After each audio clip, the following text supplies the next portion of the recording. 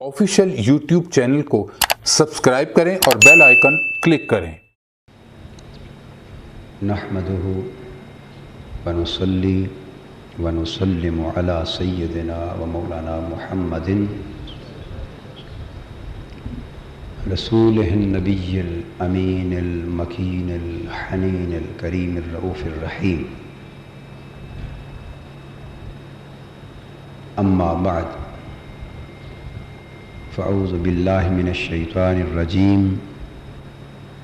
बिस्मिल्लाहिर रहमानिर रहीम।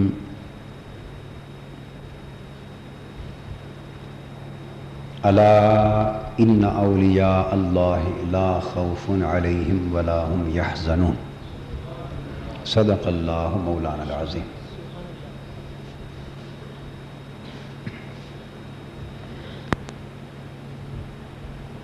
अल्लाह रब्बुल इज़्ज़त का फ़ज़्ल व करम है और उसका शुक्र है जिसने हुज़ूर नबी अकरम सल्लल्लाहु तआला अलैहि वसल्लम के फैज़ान नबुव्वत को उम्मत में क़यामत तक जारी रखने के लिए हुज़ूर अलैहिस्सलातु वस्सलाम की उम्मत मरहूमा को हर दौर में इस कदर कसीर औलियाए कराम अता फ़रमाए और हुज़ूर अलैहिस्सलातु वस्सलाम की इत्तिबा में और हुज़ूर अलैहिस्सलातु वस्सलाम की ग़ुलामी में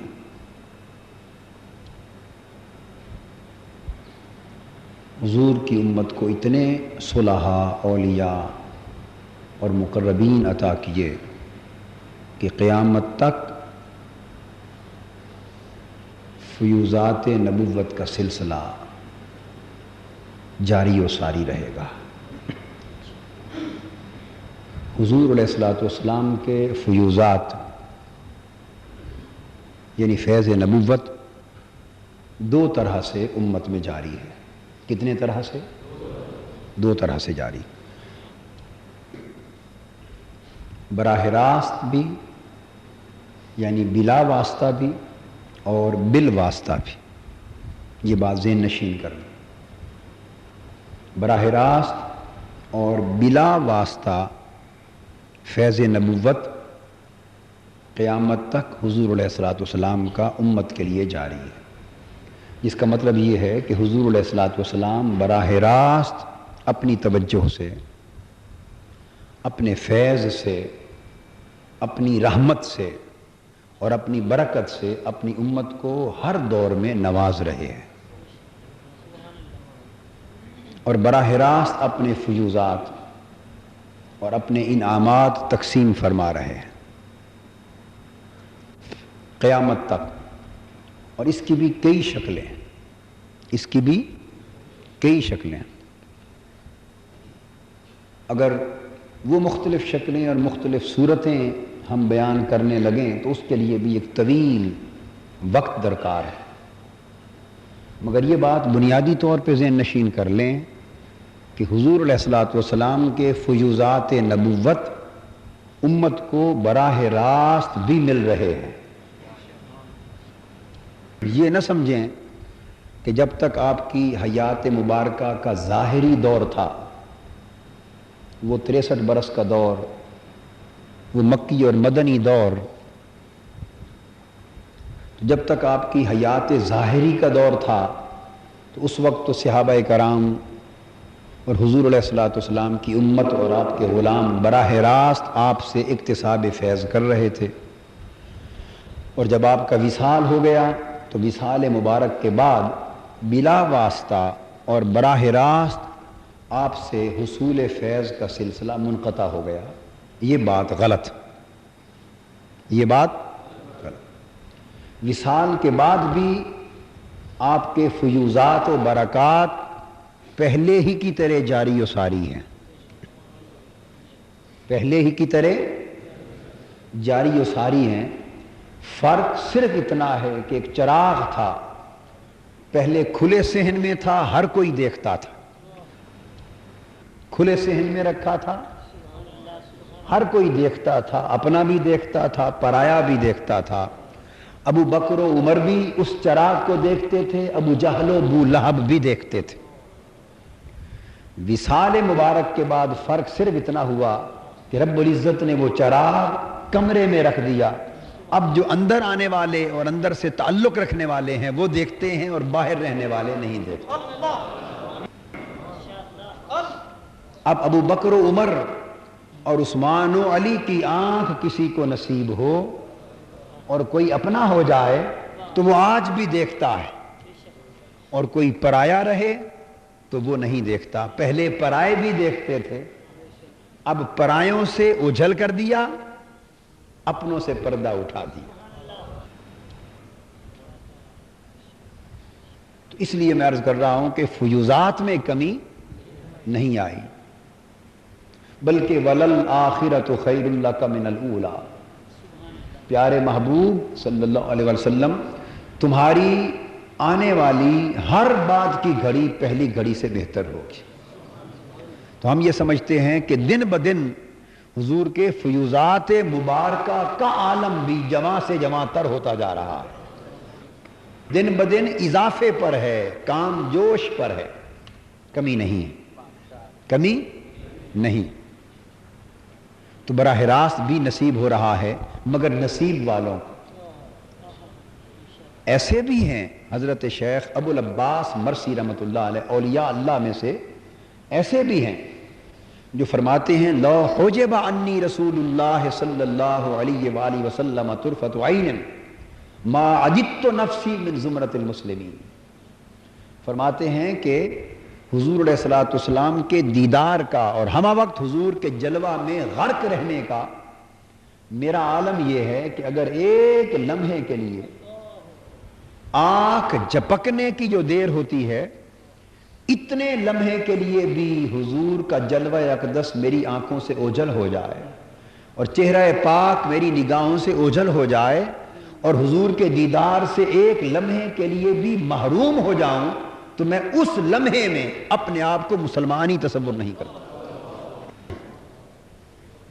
یعنی جو دم غافل سو دم کافر، جو دم غافل سو دم کافر۔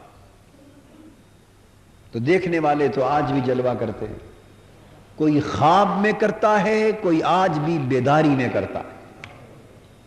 حضور کے جلوے خواب میں بھی جاری ہیں اور بولیے بیداری میں بھی جاری ہیں، مگر اس وقت آنکھ کی شرط نہ تھی، اب آنکھ کی شرط۔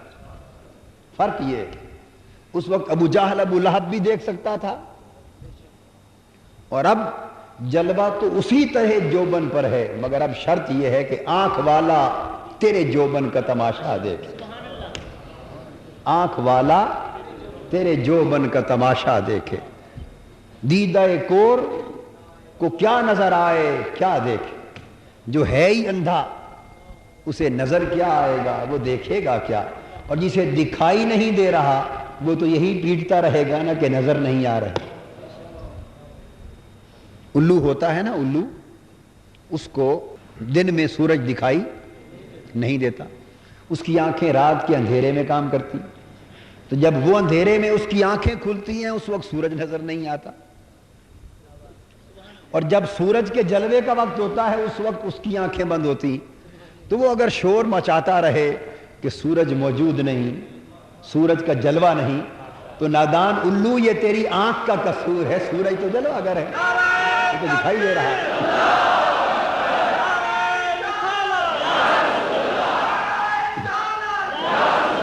یہ تو تیری آنکھ کا قصور ہے، دیدہ کور کو کیا نظر آئے کیا دیکھے، یہ فرق ہے۔ میں نے بہت سال پہلے 2-2.5-3 سال ہو گئے، یاد پڑتا ہے میں نے ایک مثال دی تھی کسی خطاب میں، آپ میں سے بعضوں کو یاد ہوگی، بعضوں نے سنی ہوگی، بعضوں نے نہیں سنی ہوگی، اس مثال کو دہراتا ہوں، ابھی دوبارہ ذہن میں آ گئی۔ آپ ٹیلی ویژن لگاتے،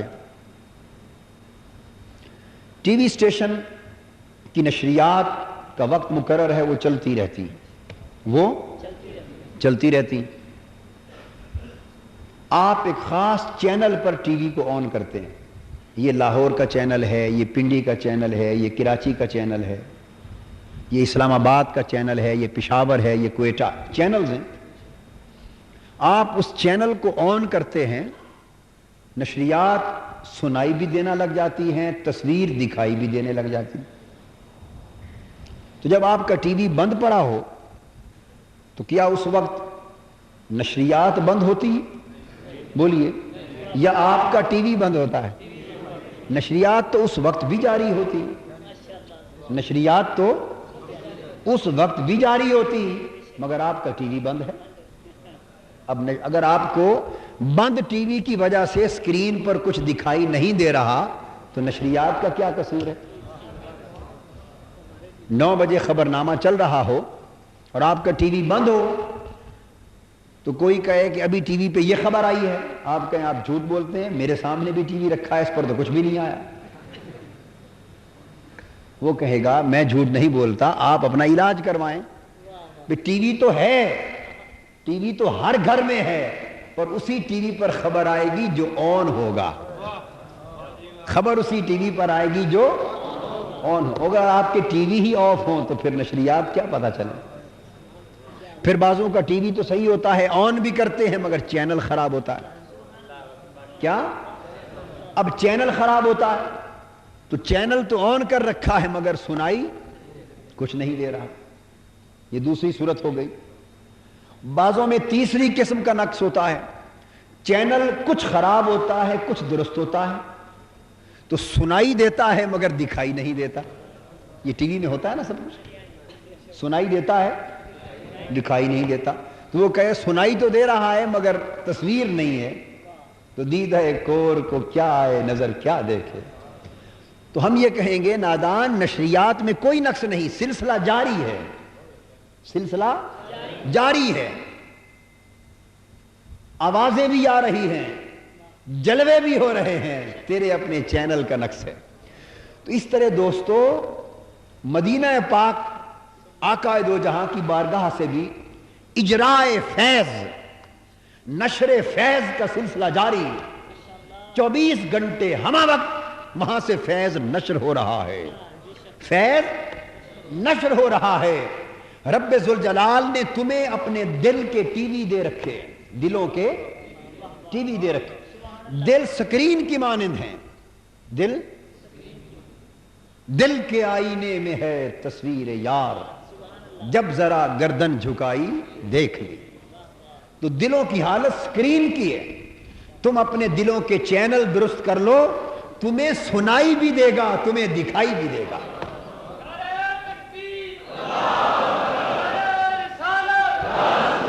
سنائی بھی دے گا، دکھائی بھی دے گا.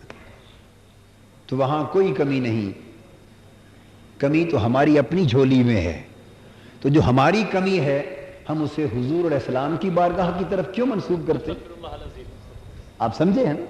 ہم اس بارگاہ کی طرف کیوں منسوب کرتے ہیں کہ نہیں وہاں سے نشر نہیں ہو رہا فیض، وہاں سے تو سب کچھ ہو رہا ہے، ہمارے دامن خالی. ریڈیو آپ چلاتے ہیں تو سوئی کو صحیح اسٹیشن پر لگاتے ہیں. لاہور کے اسٹیشن پر جب صحیح اسٹیشن پر سوئی آتی ہے تو پھر لاہور کا چینل آن ہوتا ہے اور جو کچھ وہاں سے چل رہا ہے آپ سننے لگتے ہیں. اگر آپ کی سوئی ہی خراب ہو، اگر آپ کی سوئی ہی خراب ہو اور مدینہ کے اسٹیشن پر لگے ہی نہ، مدینہ کے اسٹیشن پر آپ کے من کی سوئی، دل کی سوئی، روح کی سوئی مدینہ کے اسٹیشن پر لگے ہی نہ اور اس وجہ سے سنائی نہ دے، تو ظالم اپنی سوئی اور اپنے چینل کی بات کر، مدینہ کا اسٹیشن تو چل رہا ہے، وہاں سے سلسلہ فیض جاری ہے. ہمیں چاہیے کہ ہم اپنے من کی سوئی کو درست کر لیں اور اس طرح درست کر لیں کہ وہ مدینہ کے اسٹیشن پر لگ جائے. بس یہ سوئی اگر صحیح لگ گئی تو پھر سلسلہ قائم ہو جائے گا، سلسلہ قائم ہو جائے. تو میں بتا یہ رہا تھا کہ براہ راست بھی فیض جاری ہے اور یہ حضور علیہ السلام کے ختم نبوت کی دلیل ہے، آپ کے خاتم النبیین ہونے کی ایک دلیل ہے کہ اب کسی اور نبوت کی، رسالت کی، نبی کی، پیغمبر کی، رسول کی قیامت تک کسی بھی معنی میں امت کو حاجت نہیں. اس لیے کہ حضور کوئی چلے تھوڑے گئے ہیں یہاں سے، وہ تو آج بھی موجود ہے، وہ تو موجود ہے، ان کی نبوت موجود، ان کی رسالت موجود، ان کی پیغمبری موجود، ان کا کلمہ موجود، ان کی رحمت موجود، ان کا فیض موجود، ان کی توجہ موجود، ان کی برکت موجود، ان کی ہدایت موجود، ان کی تعلیم موجود، ان کا دین موجود، ان کی کتاب موجود، سب کچھ موجود۔ پھر امت کو کیا ضرورت کہ نیا پیغمبر آئے؟ تو جس نے ہدایت نہیں پانی وہ نئے نبی آئے تب بھی منکر رہے، جس کے نصیب میں ہدایت نہ تھی وہ نبی آئے تب بھی منکر رہے۔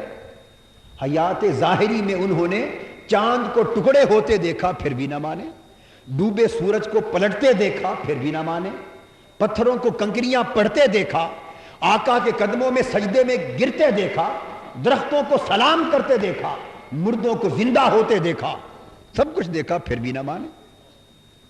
تو جنہوں نے نہیں ماننا تھا وہ حضور کے ظاہری دور میں تھے، وہ بھی نہ مانے، اور جنہوں نے آج نہیں ماننا، فیض جاری ہے تب بھی نہیں مانتے، فیض جاری ہے تب بھی نہیں مانتے، اور جنہوں نے ماننا تھا، جنہوں نے ماننا تھا، انہوں نے معجزہ دلیل پوچھے بغیر قبول کر لیا، وہ ابو بکر ہو گئے۔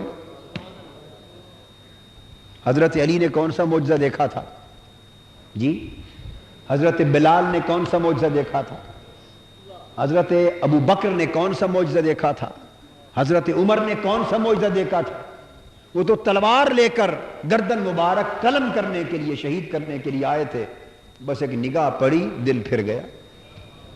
تو جنہوں نے ماننا تھا وہ مان گئے، جنہوں نے نہیں ماننا تھا وہ منکر رہے۔ سو آج بھی حالت یہی ہے، آج بھی حالت یہی ہے، مگر حضور کی نبوت اور اس کا فیض جاری۔ اور دوسری صورت حضور علیہ السلام کے فیض نبوت کے جاری ہونے کی بالواسطہ ہے، کیا؟ وہ اولیاء کرام کے ذریعے سے ہے، کیا؟ اولیاء کرام کے ذریعے سے، وہ قیامت تک ہر دور میں ہوتے رہیں گے۔ اور یاد رکھیے کوئی زمانہ اولیاء کرام سے خالی نہیں ہوتا، قیامت تک ہر دور اولیاء سے معمور رہے گا۔ بس فرق صرف یہ ہوتا ہے کسی دور میں اللہ کی منشا یہ ہوتی ہے کہ وہ ظاہر ہوتے ہیں، کسی دور میں اللہ کی منشا یہ ہوتی ہے کہ انہیں اخفاء میں، پردے میں رکھا جاتا، پردے میں رکھا جاتا۔ میں نے یہ بات اپنے طالب علمی کے زمانے میں اپنے والد گرامی رحمت اللہ تعالی علیہ سے پوچھی۔ میں نے عرض کی ابا جان یہ حکمت کیا ہے؟ آج کے دور میں فرمانے لگے اولیاء اللہ اخفاء میں موجود ہیں، مگر جس طرح پہلے زمانے میں ہر کوئی جانتا تھا نا کہ وہ بابا فرید گنج شکر بیٹھے، وہ حضرت بہاؤالدین زکریا بیٹھے ہیں، وہ حضرت قطب الدین مختیار کاکی بیٹھے ہیں، وہ خواجہ نظام الدین اولیاء بیٹھے ہیں، وہ حضرت خواجہ صابر احمد کلیر شریف والے بیٹھے ہیں، وہ حضرت خواجہ اجمیر ہیں، وہ حضرت داتا گنج بخش ہیں رضی اللہ تعالی عنہ ورضوان اللہ تعالی علیہم اجمعین۔ تو ایک دور تھا، اب بغداد شریف ہے، ایک شہر ہے بغداد کا، ایک وقت میں کئی سو اولیاء بیٹھے، اور دنیا جانتی، لوگ جان رہے ہیں یہ حضرت حماد دباس ہیں، یہ شہنشاہ ولایت سیدنا غوث العظم ہیں، یہ فلاں ہیں، یہ فلاں، دنیا جانتی۔ تو میں نے عرض کیا اگر آج بھی موجود ہیں اولیاء اللہ اور قیامت تک کوئی زمانہ ان سے خالی، یاد رکھیے یہ حدیث پاک سے ثابت ہے، حضور علیہ السلام فرماتے ہیں کہ میری امت کا کوئی زمانہ اولیاء اللہ سے خالی نہیں ہوگا، عباد اللہ سے، اللہ کے مقرب بندوں سے خالی نہیں ہوگا، اور جب خالی ہوگا تب قیامت آ جائے گی۔ تو گویا قیامت تک ہر دور میں اللہ کے مقرب بندے اور اولیاء و صلحاء موجود، اور حضور داتا گنج بخش علی حجویری رضی اللہ تعالی عنہ نے تقسیم کی ہے مدارج کی، بہت سی اقسام ہیں اولیاء اللہ کی، بہت سی اقسام ہیں اولیاء اللہ کی، ان میں سے ایک قسم میں حضور داتا گنج بخش علی حجویری رضی اللہ تعالیٰ عنہ کا عرص مبارک ہے، تو جو تقسیم انہوں نے چند مدارج کی بیان کی ہے وہ عرض کرتا۔ مختلف اولیاء کرام نے مختلف تقسیمات بیان کی، جدا جدا دائرے بیان کیے ہیں۔ چند ایک جن کا ذکر حضور داتا صاحب نے کیا وہ بیان کرتا ہوں۔ فرماتے ہیں 300 تو ہر زمانے میں اخیار ہوتے ہیں۔ کتنے؟ اخیار۔ اور بعض اولیاء کرام نے 4000 بیان کیے، بعضوں نے 8000 بیان کی۔ یہ اولیاء اللہ کا ایک طبقہ ہے، ان کی تعریف پہچان جدا بیان کی گئی۔ تو صاف ظاہر ہے یہ جو مختلف عدد بیان کیے گئے ان کا آپس میں ٹکراؤ نہیں، ایسا ہوتا ہے کہ وہ ان کے اندر بھی مختلف درجے ہوں، کوئی پہلے درجے کے اخیار ہوں، دوسرے درجے کے اخیار ہوں، تیسرے درجے کے اخیار ہوں۔ دیگر اولیاء اللہ نے درجوں کے اعتبار سے ان کے عنوان لقب جدا رکھ دیے ہوں، کسی نے جدا رکھ دیے ہوں، یہ عنوان جدا جدا ہو۔ عنوان احادیث سے ثابت نہیں ہے، عنوان اولیاء یہ ڈیزگنیشن ہوتے ہیں۔ یہ کیا ہوتے ہیں؟ ڈیزگنیشن۔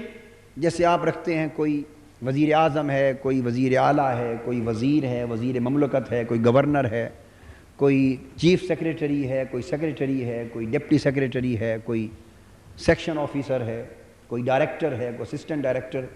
یہ مختلف گریڈز ہیں، اسائنمنٹس ہیں۔ اولیاء اللہ میں بھی مختلف عنوان ہوتے ہیں، القاب ہوتے ہیں، کیپشنز ہوتے ہیں، ڈیزگنیشنز ہوتے ہیں۔ تو حضور داتا صاحب فرماتے ہیں کہ 300 اولیاء کی جماعت اخیار کہلاتی، 40 اولیاء اللہ کی جماعت ان کے علاوہ ان سے اوپر ہوتی، وہ ابدال کہلاتے ہیں۔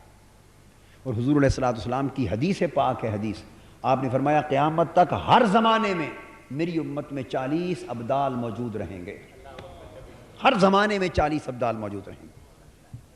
اب ابدال کی اپنی جگہ تعریف ہے، اس کا واحد ہے بدیل۔ واحد کیا ہے؟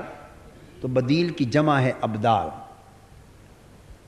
اب بدیل کا معنی ہے وہ جو بدلتا رہے، وہ جو، اب اس کی کئی تعریفیں کی گئیں۔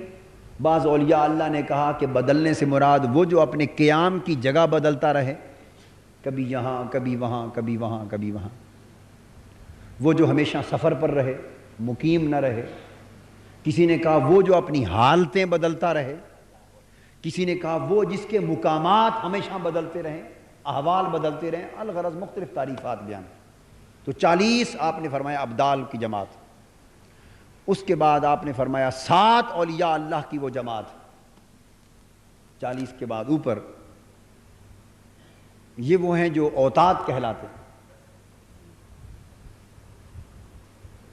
ان کے بعد پھر 4 ایسے ہیں جو اولیاء اللہ کی جماعت جو نقبا کہلاتے ہیں۔ پھر ان میں سے 3 ایسے ہیں جو اقطاب ہوتے ہیں، ان کے اور نام بھی دیے، قطب ارشاد بھی کہا۔ پھر ان میں سے ایک وہ ہوتا ہے جو قطب ہوتا ہے، وہ قطب مدار بھی ہوتا ہے، اسی کو غوث بھی کہتے ہیں۔ تو فرق کے ساتھ اور اختلاف کے ساتھ جو میں نے بیان کیا، اس سے ہٹ کر بھی مختلف عدد بیان کیے گئے، مگر کوئی زمانہ یاد رکھ لیے اولیاء اللہ سے خالی نہیں ہوتا۔ تو میں نے عرض کیا کہ یہ اخفاء کیوں ہوتا ہے آج کے زمانے میں، کیوں چھپائے جاتے ہیں؟ عام لوگوں کو اس طرح پتہ نہیں ہوتا جس طرح پہلے معلوم ہوتا تھا۔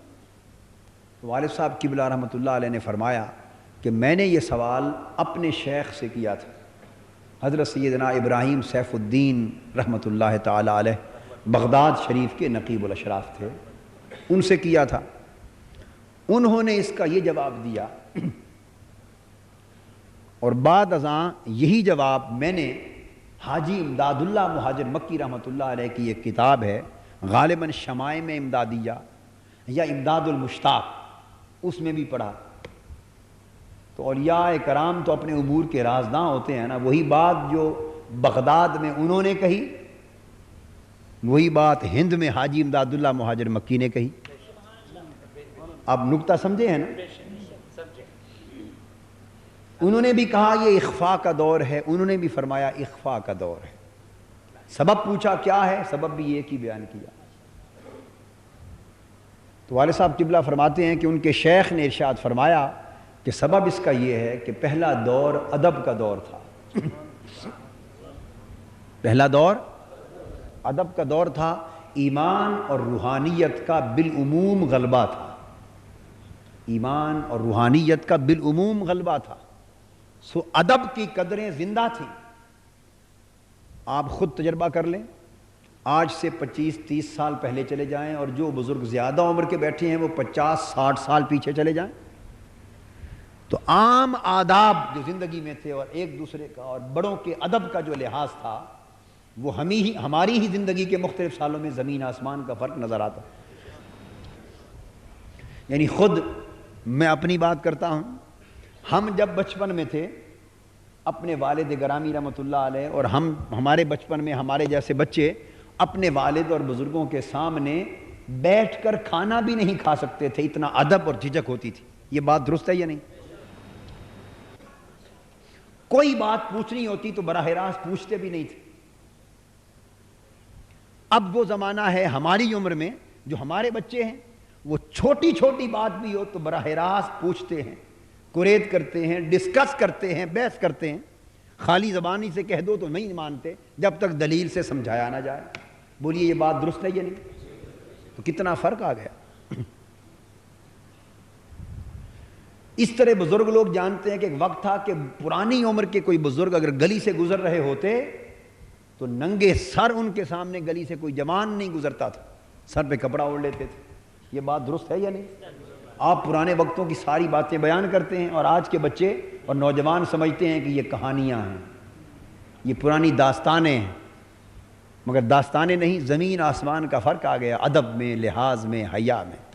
جوان لڑکے جوان لڑکیاں آج سے 30-40 سال پہلے اکٹھا کھیلتے تھے اور کسی کے ماں باپ کو یہ اندیشہ تک نہیں ہوتا تھا کہ جوان بیٹی جوان لڑکوں سے کھیل رہی ہے تو کہیں شرم اور حیا عصمت کو نقصان نہ پہنچے۔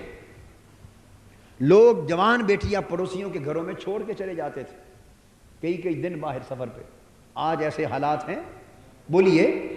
تو میں نے آپ کو مثال دے کر سمجھایا ہے کہ جس طرح حیا شرم کی قدروں میں زمین و آسمان کا فرق ہو گیا، اسی طرح ادب میں بھی زمین و آسمان کا فرق ہو۔ جس طرح آپ ماں باپ کا ادب، بزرگوں کا ادب، استاذ کا ادب، اس میں فرق دیکھتے ہیں آج اور پہلے کے دور میں، اسی طرح اولیاء اللہ، صلحاء، بزرگوں کے ادب کا بھی عالم۔ انہوں نے فرمایا کہ وہ ادب کا دور تھا، جو شخص سن لیتا کہ یہ ولی اللہ ہے، صاحب مقام ہے، صاحب حال ہے، ان کا تعلق نسبت ان سے ہوتی یا نہ ہوتی مگر ادب ضرور کرتا۔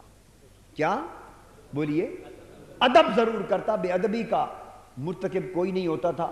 کوئی پرلے درجے کا بے ایمان ہوتا، بدبخت ہوتا، کافر ہوتا، بہت بڑا ظالم ہوتا تو بے ادبی کا مرتکب ہوتا، ورنہ عام گناہگار سے گناہگار شخص بھی اللہ کے مقرب بندوں، صالح بندوں، علماء، مشائخ، اولیاء، صلحاء، اہل حال، اہل خلوت اور اہل عمل اور اہل علم، ان کی بے ادبی کا مرتکب نہیں ہوتا تھا۔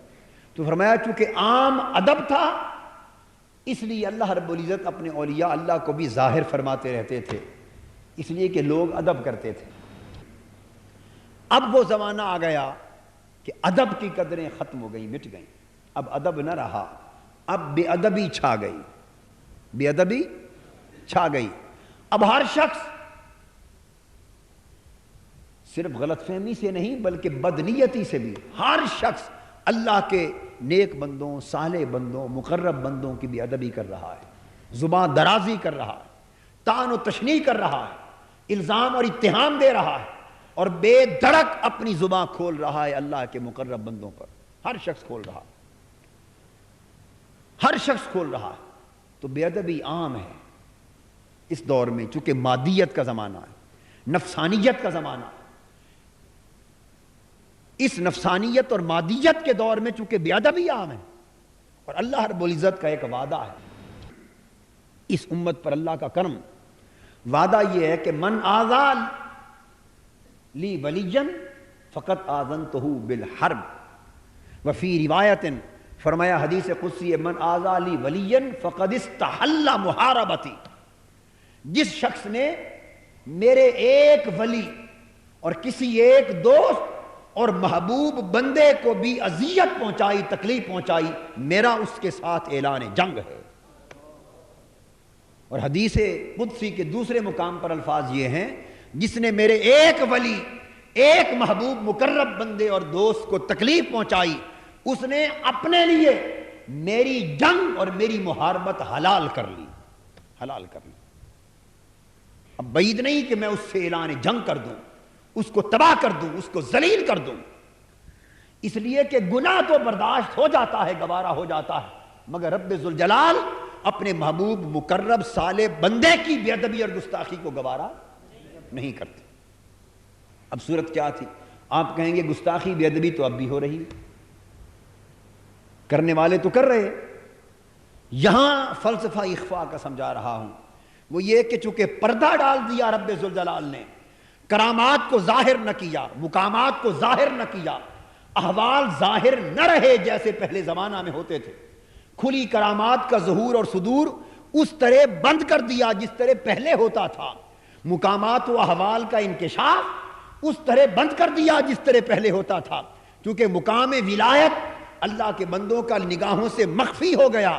اب جو بے ادبی کر رہا ہے وہ اس کو ولی جان کر نہیں کر رہا، چونکہ اس کی ولایت مخفی ہے، وہ سمجھتا ہی نہیں کہ یہ ولی ہے، وہ یہ سمجھتا نہیں کہ یہ ولی ہے، وہ یہ سمجھتا نہیں کہ خدا کا مقرب بندہ ہے، وہ یہ سمجھتا نہیں کہ خدا کا محبوب بندہ ہے، چونکہ اس کی ولایت، اس کی بندگی، اس کا مقام، اس کا حال، اللہ کی بارگاہ میں اس کی مقبولیت اور مقربیت عام لوگوں کی نگاہ سے اوجھل ہے، وہ سمجھتے نہیں کہ یہ ولی ہے۔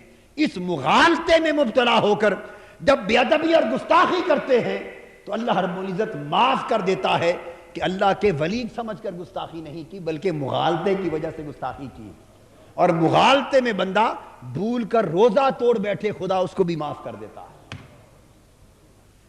جانتے ہوئے کہ میرا روزہ ہے۔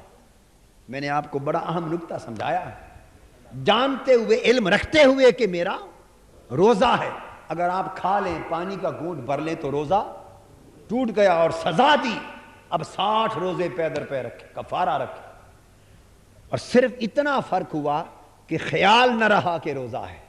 بولیے کیا؟ خیال نہ رہا روزہ ہے، بھول گیا انسان، چوک گیا، روزے کا علم نہ رہا۔ جب علم نہ رہا تو وہاں علم سے ایک گھونٹ پانی کا پیا تھا، سزا پڑ گئی 60 روزوں کے کفارے کی۔ یہاں فقط علم نہ ہونے کی وجہ سے، جان پہچان نہ ہونے کی وجہ سے جی بھر کے روٹی کھا لی، سویٹ ڈش کھا لی، پھل کھا لیے، سیر ہو کے اٹھے، مگر خیال نہ رہا، اور بعد میں یاد بھی آ گیا تو رب نے معاف کر دیا۔